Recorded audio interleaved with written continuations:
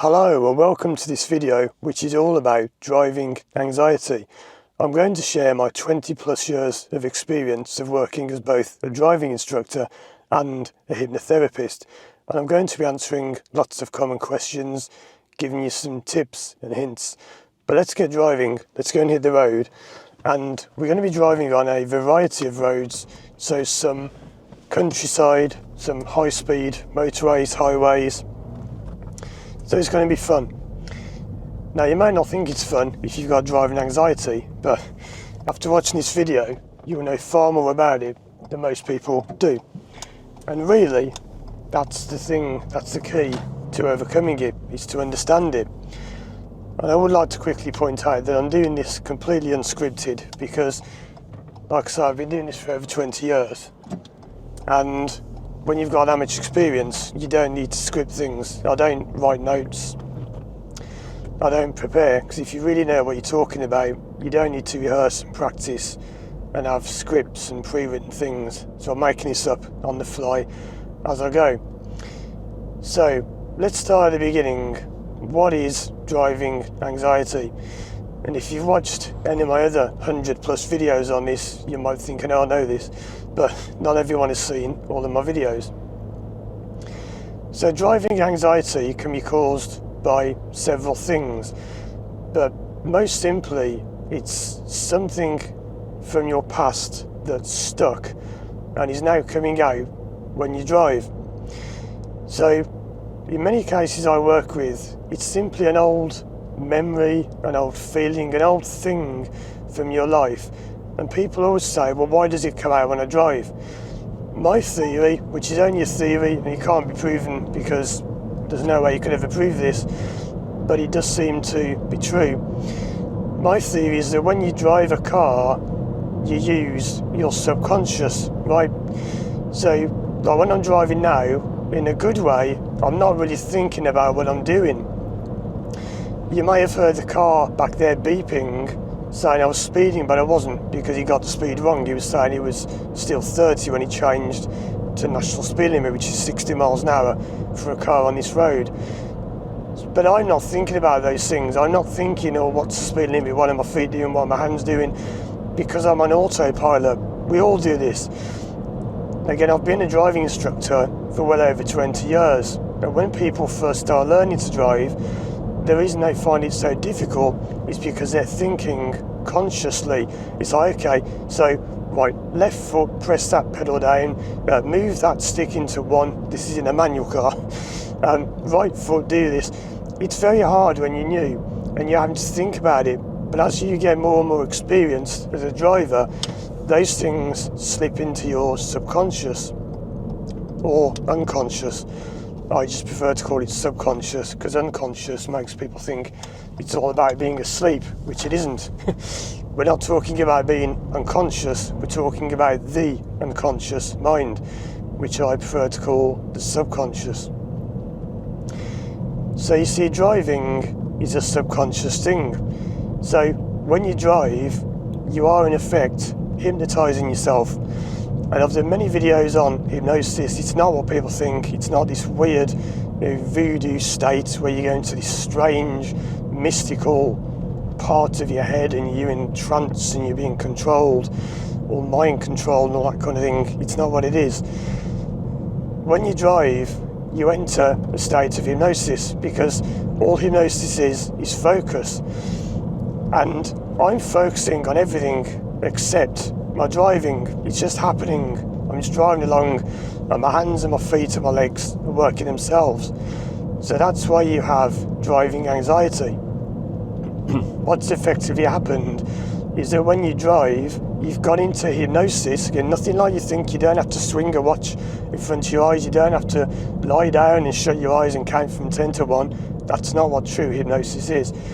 You've hypnotized yourself when driving. You've then thought of something from the past and tied it to driving. And a great example of this, which I often use in my videos, is music. You know how music can make you remember things. You think, oh, I remember this song. This was on when I got married, when I was going away on that trip with my friends or whatever you were doing. That's in the same sort of way how you've got a fear of driving. You've linked something from your past that you thought about when you were driving to driving. Stop-o, it says on the floor. But people will say, but why would I do that? How did that happen? Like, I don't get it. Well, you won't get it because the thing is, you're thinking consciously with your conscious mind. The way you fix a fear of driving is not conscious. That's why I do hypnotherapy, hypnosis, working with the subconscious. You're wasting your time talking about driving, because I might as well get it in now. Let's say it together, everyone, my catchphrase. I need to get some t-shirts printed with this and sell them. You know what's coming. Here we go. 3, 2, 1. Driving anxiety has nothing to do with driving. It's not about driving, so stop wasting your time with driving instructors, driving lessons, driving anxiety courses. Won't do anything. And I know this because I used to do them. And that's how I got into all this. I got frustrated with having so many pupils with panic attacks and anxiety and meltdowns, and I couldn't help them because I was only a driving instructor and I didn't know any of this stuff about hypnosis and the mind. I got into it a little bit, but I hadn't professionally trained. So that's why I went and trained and learned to do it properly. So you see, if you're focusing on a driving, you're not going to get anywhere because it's nothing to do with driving. It's something from your past. Let's just say it's an old family event. It often comes down to family events. So when you were younger, maybe you argued with your brother, with your sister, your parents, whatever. You argued with someone, and one day when you were driving, you thought of that. You don't have to be aware of this. The thing, you won't know you thought of it. You'll think, well, I never thought of that. Subconsciously, please remember, it's all subconscious. You thought of an argument that you had with someone as a kid, and after that argument as a kid, you were really shaken up, you were scared, you were shaking, your heart was pounding. So you've now linked those feelings to driving.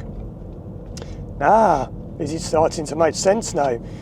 You see, well, when you drive, you're having a panic attack because it's not the driving, you're reliving that old thing. Now again, that's only one way it can happen, but that's probably the most common. It depends, you can't really say what the most common is, but that is a very common way it happens. I'm now going on the motorway, and many people say when they see signs for the motorway, if you're abroad, that's a freeway, highway, parkway, whatever you want to call it. When people see signs, they start panicking and have a meltdown. It doesn't affect me. Why? Because I don't have those links to something from the past like you do. So I'm just watching what's going on. It's quite busy here. So I'm now thinking, oh great, I'm going down the motorway, it's going to be fun. I'm not thinking, oh no, when I was a kid I had an argument with my brother. I haven't even got a brother. And that's what you're thinking. You won't know. These people say, oh, that's rubbish. You won't know it. That's the thing. You have no idea. That's why it makes no sense. And that's why this is starting to make sense, because you might think, oh yeah, the feeling I've got when I drive, it is like when I was a kid. I remember I used to get that. There you go, well done. You've just started to peel back the layers of what your problem really is. And that's what you do in hypnosis. You start to peel back the layers of, oh, it's not really driving, it's something to do with that argument I had years ago. And that can link to something else, to something else, to something else. And people often say, well, how does that fix it? I don't get it. Even if it's that, how would that fix it? What we do is you go back and you see, you process that old emotion, that old feeling, the memory, whatever. How do you do that? Well, there are many ways. I can't teach you how to become a therapist in this short video. But if you work with a therapist such as myself, then we know how to release these trapped, repressed emotions. And you've probably heard of repressed emotions, right? It's quite a common thing in TV shows and whatever now. That's what it is. So when you've released that emotion, you may still think about it when you drive subconsciously, but it won't fire up because the energy from that emotion has gone. The sting has gone from that emotion. And this brings me on to something which I have made another video about, which might not be coming out for a few months after this one, but this is something I really want you to think about. People very often ask, well, what if I can't find this memory? Great question. And I'm smiling and laughing because I want you to think about that. You're saying that when you go out driving, and it doesn't have to be driving, by the way, this can be flying, public speaking, whatever. It can be any kind of fear, phobia, anxiety. It can be anything else, like not being able to sleep, that kind of thing. But let's keep it on driving for now. You've just said that when you go driving at this speed, I'm doing about 56 miles an hour, and I'm coming off soon, so I'm not going to bother overtaking. But when you drive at this speed, you get scared, right? Your hands are sweating, your palms are sweating, your heart's shaking, your body's shaking. But you don't know what's causing it. Well, can you see the error you've just made there? And this is something so many people miss. Therapists miss it, clients miss it. I'm going to tell you a big secret. You know, when you say you can't find the problem isn't that you can't find it. You see, you are finding it. You do know what's causing it, and that's why you've got a problem. Get it? Well, think about it. When you go driving, you're saying, I keep shaking like mad. Well, it's because you're thinking of an old event, an old problem, and it's bringing up those feelings again. And then people say, well, I can't find a problem. You've already found it. Because when you drive, actually, I'm just thinking, I'm not going to come off here. I'm going to go further on. So I will overtake. I'm always going the same way, so I'm going to go somewhere new. So yeah, you have found the problem. You've already found the issue. The thing is, in a way, it's not that you've got to find the memory. You've got to not find the memory. You want to be able to not find it. Now, I know what people mean. They say, oh, but I don't know what it is. Yes, there is that. You don't know what it is consciously, but you do know what it is subconsciously. So when you drive, you're getting scared and shaking. Like some people I work with would never be able to do what I'm doing now. Passing trucks, passing vans and lorries and whatever. Any large vehicles, that truck's going to move over. People will be terrified, saying, oh, I can't do it. I'm going to get into the other lane now, which will be the far left lane if you're in America. Some people now will be having a complete meltdown. So I was going to move out because our lorry was struggling to move. Now they're not moving, so I can now return to that lane, which the car doesn't undertake, which they are going to undertake, so I can't come back. You're not supposed to pass on the left whenever you can. This car won't, so that's good, they're doing it properly. That lorry was going to move out, but then they took the sill off, so I moved back. But don't pass on the left. This is not a driving lesson video, but I do not recommend passing on the left. That's for another video. But yeah, so you're bringing up this old feeling when you drive, right? But then you're saying you don't know what it is. Well, you do know what it is, because when you drive, you're shaking and sweating. The problem is you don't know what it is consciously. So you're experiencing it, you're feeling it, but you don't know what it is. So the way you fix your fear of driving is to bring it from your conscious, from your subconscious into your conscious. And when you know what it is, it releases. And this happens by people crying, people getting angry, sad, whatever. You don't have to actually ever know what it is as well. Sometimes people fix the problem and you have no idea what it ever was. You don't get to know, oh, it was that time I had an argument when I was a kid. You may get to know that, you may come into your conscious mind, but often the feeling will just come into your body. And many people I work with have said, oh, I've got a feeling in my head, oh, I've got a funny feeling in my shoulder, now it's in my legs. Now I know what to do with that because of my training. But if you don't know what to do with that, you'll be lost. And this is why people who do CBT, psychologists and whatever, they don't know what to do with this stuff because they don't understand the subconscious as I do.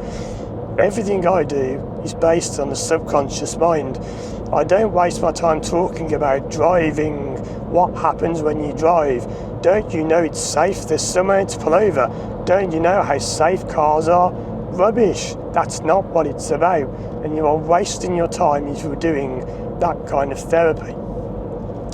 It's about dealing with the unconscious, subconscious things that come up. So I'm going to slow down a bit. It's a stranded vehicle, slow. It's only advisory, you don't have to do that, but there's some roadworks as well coming up. So that's what driving anxiety is. It's an old feeling that comes up when you drive, and you fix it by finding what it truly is. And you know what it is, even if you don't know what it is, because I always find that funny when people say, I get this problem, I'm shaking, but I don't know what it is. If you didn't know what it was, you wouldn't have the problem. There will be another video coming on that, which I'll link at the end of this one and in the description. But I do make my videos several months in advance sometimes, so that'll probably be coming out February 2025. And there's certainly something going on because I'm slowing down.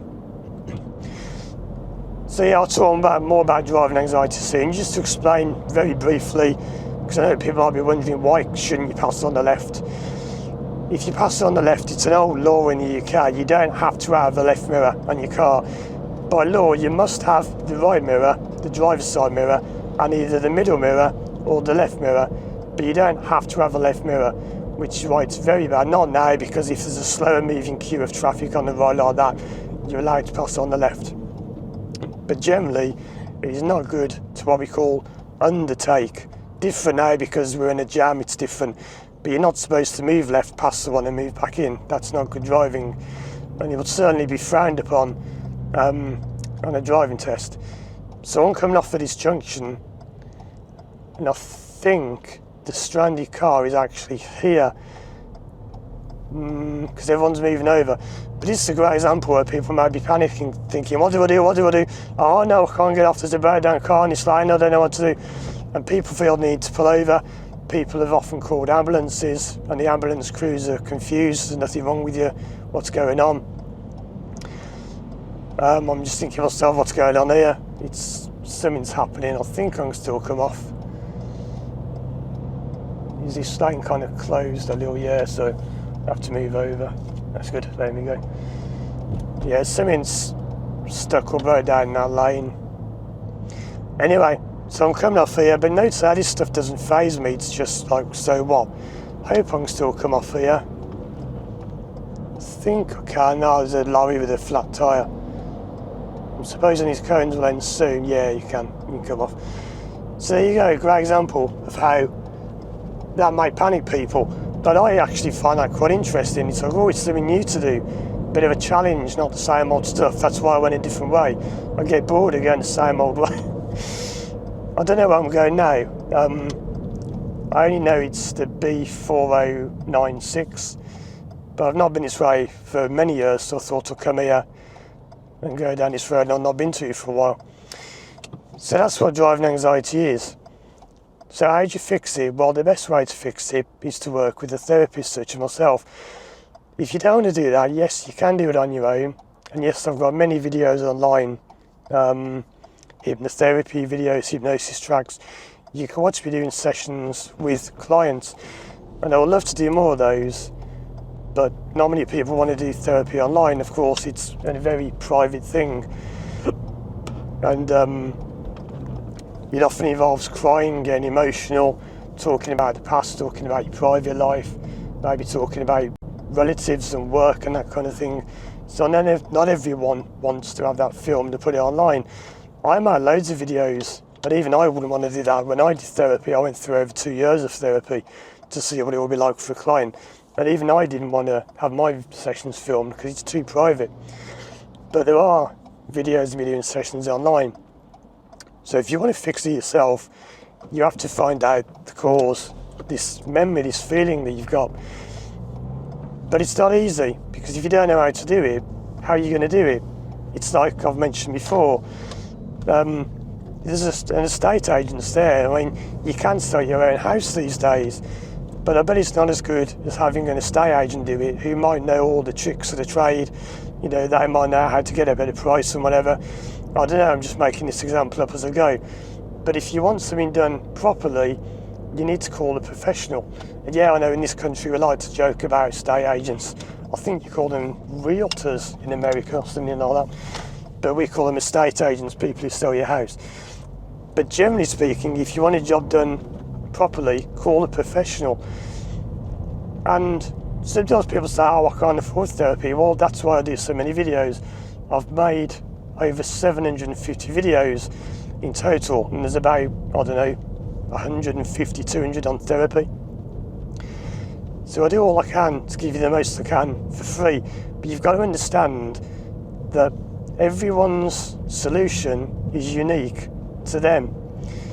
Sometimes people ask me, why can't you just tell me how to get rid of it? Because it's beeping again. The limit back there went to national, and it still thinks it's 30. There is not just one way of fixing it, and anyone who tells you there is wrong. People often want these gimmicky methods like, you know, pay for my program, pay $10 and download my MP3 program, which overnight will overcome your fear of driving. Nonsense. Because everyone's problem is unique. I've known the fear of driving to be caused by a hairband. Yeah, a woman's hairband. How? It's a long story, but quite simply their driving anxiety was caused by an incident in their childhood that involved a hairband. They lost a hairband, to be quite simple, and it upset them and it triggered off a series of events that caused an issue, which was driving anxiety. So you see, there is not just one way that it works. I can't just say, do this, click your fingers 3 times at midnight and it goes. People always want these easy, quick fixes these days. Well, it doesn't work like that, because you need to talk to a therapist who will help put you in the right place to find the answer yourself. I don't have the answer as a therapist. You have the answer. My job is to help you find that answer, to find that solution. That's what I do. It's no good saying to me, what's the answer to my problem? I don't know. I know how to get you to access it, but I can't just tell you what it is because I don't know. Like, I don't know what his van's doing parked in the middle of the way. Let's see. Can you get through if I wait here? He's going to have to go in somewhere because I can't get through. So yeah, there isn't just an answer. I'm going to squeeze through.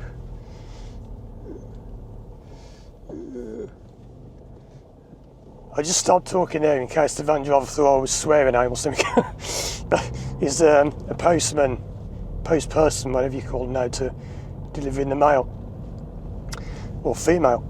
So yeah, what was I saying? So like I said, it's all unscripted. People who know what they're doing don't have to script things, because if you go to a therapist and they are sitting there reading you a story off a piece of paper, you are feeling calm, and as you are walking along a beach, you meet someone and this person tells you the answer to your problem. They're rubbish. They're what I call script readers. Anyone who reads scripts is rubbish. If you have to prepare and rehearse for therapy, you don't know what you're doing, because the whole point of therapy, and what I love about it, is it's dynamic. It changes like driving. It's why I transferred my skills from being a driving instructor to a driving therapist. It's dynamic. You have to make it up as you go. You have to kind of wing it, and that's what I love about it. You don't just sit there doing the same thing with everyone. Step 1, step 2, step 3. Oh, it doesn't work. Let's go back to step 1, step 2. Never going to work. You've got to have that ability to make it up on the fly. People who stand there just reading rehearsed scripts or sit there, lie there, whatever, they're rubbish. I make it up as I go, and you can't beat that, because I'm just making it up as I go. It's brilliant when you get to that stage. I had to start off like everyone else. I started off quite clunky and quite slow. Oh, it was horrible. It's awful when you're at that stage. But like when you learn to drive, I now do therapy with no scripts, no notes, no rehearsed stuff. I just make it up as I go. So, I hope this video is really helping you to understand what driving anxiety is and how you fix it, because it is not something that's too easy to talk about. Sometimes though, when I come out driving, it activates my subconscious and I kind of talk about it naturally, as opposed to sitting at my house.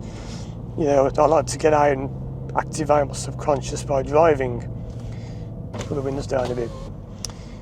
So I'm just thinking of anything else you might want to know. You know where it comes from, it's an old feeling. You know how you fix it, you either do it on your own, which is difficult but possible, or you take therapy. Got another obstruction now, this lifter thing is in the road. And yeah, another way it can happen, because it's not always about one event, I should point out, very often it's an accumulation of events over your life, because that's where people go wrong. People say, well, I don't know what this event is. There often isn't just an event, it's not just one thing that set you off. Just seeing where this car's going to go, right there. So I'm just thinking what I'm doing when I'm driving here. Yeah, just working this out. So, let's get in there. That's good.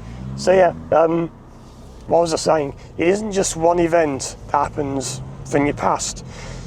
Sometimes it can be an accumulation of events. So it may be that over your life, throughout your life, where will I go? I'll go this way. You've had a lot of stress. So I've worked with people who have had huge things happen in their life, and I think, how have these people gone on so long without having anxiety? I've worked with people who've been abused, kidnapped. I'm not even going to say some of the things I've dealt with, but I deal with some really heavy stuff.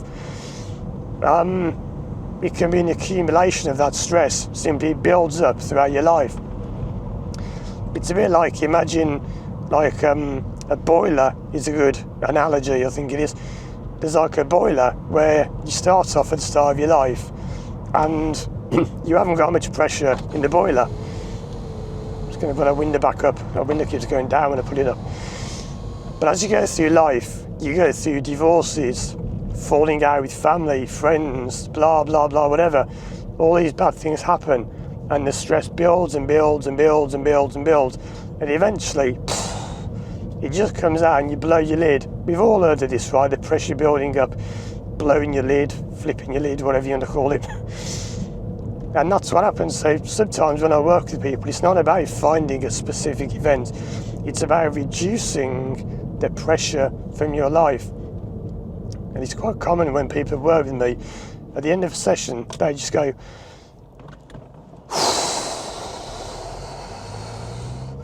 they say, you know what, Paul, I just feel like this weight's been lifted from my shoulders. I feel lighter. People often say I feel lighter, I feel better. Wow, I never knew I had all that, you know, trapped inside me. And then the processing comes in, which is what after a session you'll process things over and over and over. And that's what can happen. So I will start to wrap this video up because it's going to be quite long as it is. But if you want to learn more about me and my work, check out these videos on the screen now. And if you want to work with me one-to-one online, contact me through my website, firstdrive.com. Thanks for watching, and as always, I'll see you again soon for more videos.